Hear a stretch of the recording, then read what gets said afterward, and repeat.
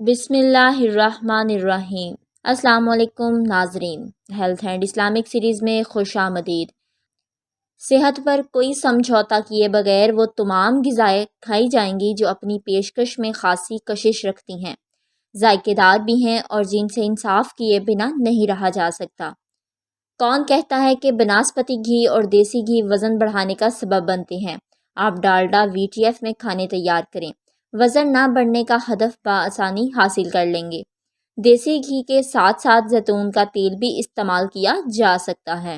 ڈالڈا کا olive oil بھی range میں شامل ہے۔ علاوہ ازیں تازہ زیتون بھی روٹین کی خوراک میں شامل کر لیں۔ فارمی مرغی سے اجتناب برت کر دیسی مرغی اور چوزے میں سالن پکانے کی روش اپنا لیں۔ اگر وزن بڑھانا یا موٹاپا آپ کو مسئلہ نہیں ہے، تب بھی ذیابیطس، PCOS اور ہائی بلڈ پریشر جیسے امراض سے بچاؤ کی ممکنہ تدابیر اختیار کرنا ضروری ہے۔ اتنا ہی پکائیں جتنا زیادہ سے زیادہ 2 وقت کے کھانے کے لیے کافی ہو، تاکہ زیادہ کھانے جا سکیں۔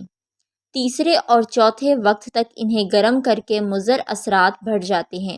اگر سبزیاں ہوں تو وہ سیاہی مائل رنگت کی ہو جاتی ہیں اور نائٹریٹ مضر صحت کیمیکل میں تبدیل ہو کر جسم میں کینسر پیدا کر سکتا ہے۔ یاد رکھنے کی بات یہ ہے کہ سبزی میں کلوروفل سبز رنگ پر مشتمل اور نارنجی یا سرخ بیٹا کیروٹین کی وجہ سے ہوتا ہے۔ علاوہ ازیں اس میں فلورونائڈ بھی موجود ہوتے ہیں جو زائد حرارت کے باعث ضائع ہو جاتے ہیں۔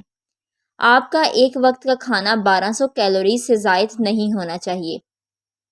چنے آٹے کی روٹی کھانے کا مشورہ اس لیے دیا جاتا ہے کیونکہ اس میں فائبر ہوتا ہے اور اس سے کینسر کا خطرہ ٹل جاتا ہے۔ آدھی پیالی سیب کے رس میں آدھی پیالی کے برابر چقندر کا رس ملا کر پی لیں۔ ترش ذائقہ بدمزہ محسوس ہو تو 1 چمچ شہد ملا کر پیا جا سکتا ہے۔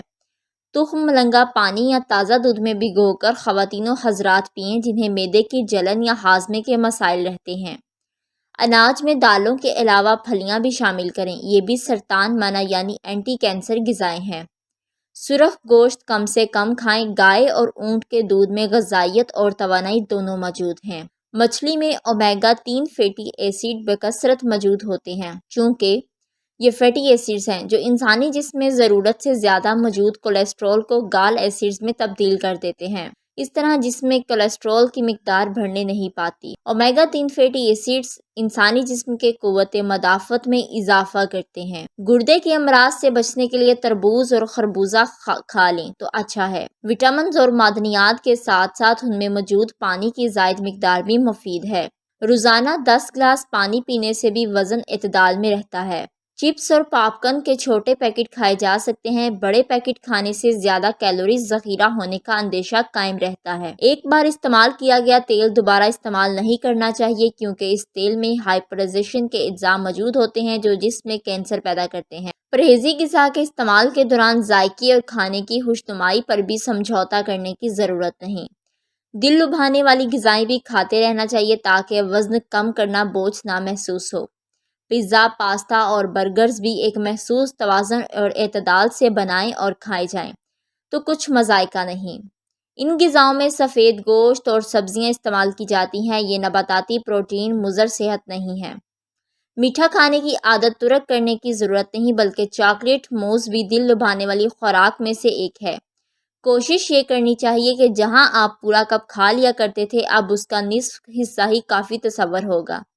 کاربوہائیڈریٹ اور چکنائیوں کا مخصوص مقدار اور اعتدال سے استعمال کیا جانا درست ہوگا۔ اگر آپ نے احتیاط سے غذائیں کھائی تو وہ دن دور نہیں جب آپ کا جسم چربی جلانے کی مشین بن کر بے حد متحرک ہو جائے گا۔ ایک ماہر غذا کا کہنا ہے کہ کم چکنائی، کم نشاستی اور بعض مخصوص قسم کے اناج کا استعمال وزن گھٹانے میں معاون ثابت ہوتا ہے۔ جن لوگوں میں چربی پیدا کرنے والی خلیوں کی تعداد بہت زیادہ ہوتی ہے ان کے لیے وزن کم کرنا وقت طلب اور بعض حالات میں ناممکن ہو جاتا ہے۔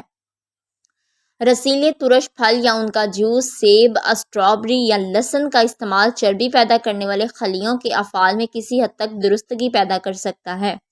اس طرح جسم موٹاپے سے محفوظ رہتے ہوئے متناسب، دلکش اور خوشنما دکھائی دے سکتا ہے۔ سبزیاں اور ایسے کھانے جن میں ریشے دار نباتات شامل ہوں موٹاپے کو روکنے میں اہم کردار ادا کرتے ہیں۔ ایسی سبزیاں جن میں قدرتی طور پر پیشاب آور اجزاء موجود ہوتے ہیں موٹاپے کو کم کرنے میں معاون ہوتے ہیں۔ ریشہ آور غذائیں آنتوں یا انتڑیوں کے نظام پر اثرات مرتب کرتی ہیں۔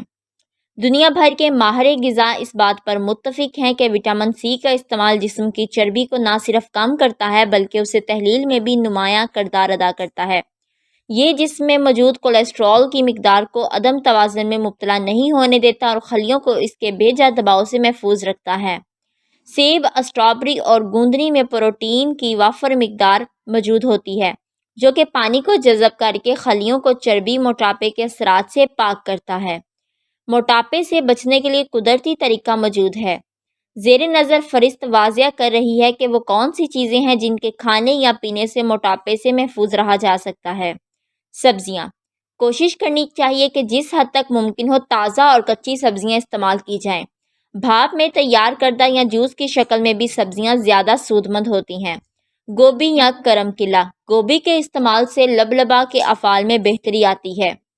اس سے گردوں کے افعال میں بھی درستگی پیدا ہوتی ہے۔ گوبھی اور کرم کیلے میں گندھک اور آیوڈین کی خاصی مقدار ہوتی ہے جس کی وجہ سے نہ صرف معدے بلکہ آنتوں کی صفائی کا عمل درستگی کے ساتھ کام کرتا ہے، جبکہ پتے کے درمیانی رنگ میں سوجن یا ورم میں بھی بہتری آتی ہے۔ گاجر، گاجر کیروٹین کی فراہمی کا ایک اہم ذریعہ ہے۔ یہ وٹامن اے کی ایک قسم ہے۔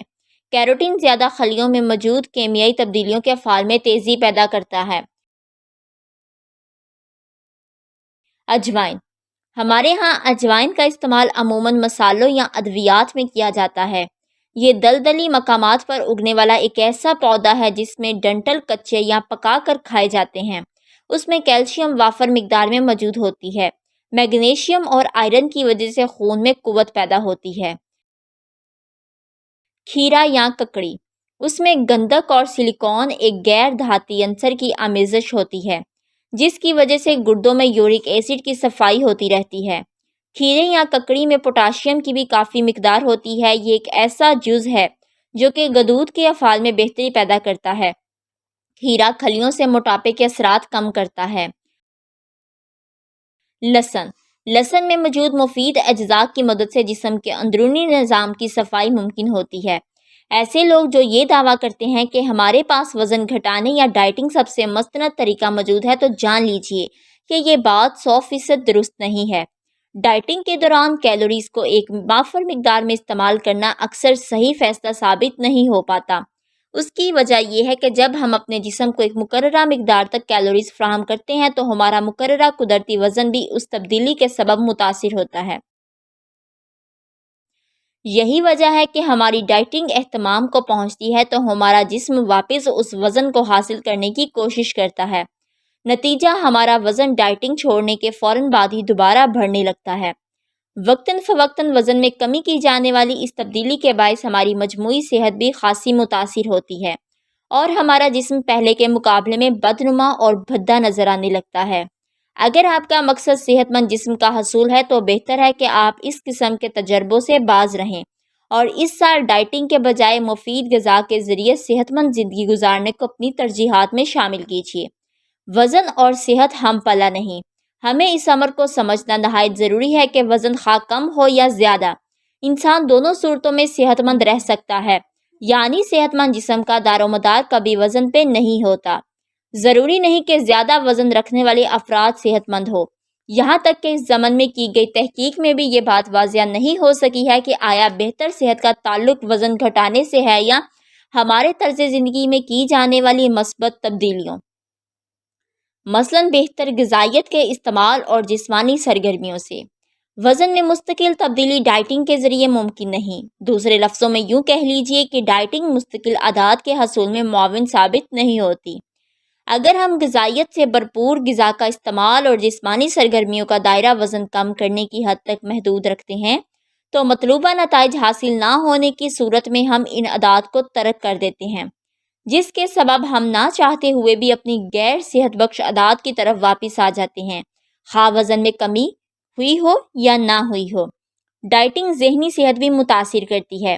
جن افراد کے ذہنوں میں وزن کم کرنے کے رجحان پایا جاتا ہے وہ مسلسل اپنی باڈی امیج کو لے کر انتہائی تشویش کا شکار اور ذہنی طور پر غیر مطمئن اور پریشان رہتے ہیں۔ ساتھ ہی ان کا ماننا ہے کہ ڈائٹنگ کے ذریعے وزن گھٹا لینے کے بعد وہ ذہنی طور پر مطمئن ہو جاتے ہیں، جبکہ ایسا ہرگز نہیں۔ اس کی وجہ یہ ہے کہ ڈائٹنگ کے ذریعے بہتر باڈی امیج کا حصول ممکن نہیں، کیونکہ اس صورت میں اگر وزن دوبارہ بڑھنا شروع ہو جائے تو آپ کے تمام تر عزائم اور خود اعتمادی دھری رہ سکتی ہے۔ اس لیے باڈی امیج کی پرواہ کیے بغیر غذائیت سے بھرپور غذا کا اجتناب کیجیے۔ مثبت سوچئے کہ ریسٹورنٹ یا پارٹی مینیو میں موجود غذائیں آپ کے ڈائٹ پلان میں شامل ہیں یا نہیں، کس کھانے میں کتنے کیلوریز ہیں، یہ سوچنے کی بجائے اس مرتبہ غذائیت پہ دھیان دیجیے۔ غرض کے رواں سال وزن گھٹانے کو اپنا عزم بنانے کے بجائے اچھی اور بہتر طرز زندگی کو اپنا شعار بنائیں۔ ڈائٹنگ سے اپنی ذہنی اور جسمانی صحت متاثر کرنے کی بجائے صحت بخش غذا کا اجتناب کریں اور جسمانی سرگرمیوں کو بھی اپنی زندگی کا حصہ بنائیں۔ ایسی مزید گھریلو ٹپس اور اسلامک ویڈیوز سننے کے لیے ہمارا channel health and Islamic series subscribe کریں۔ شکریہ۔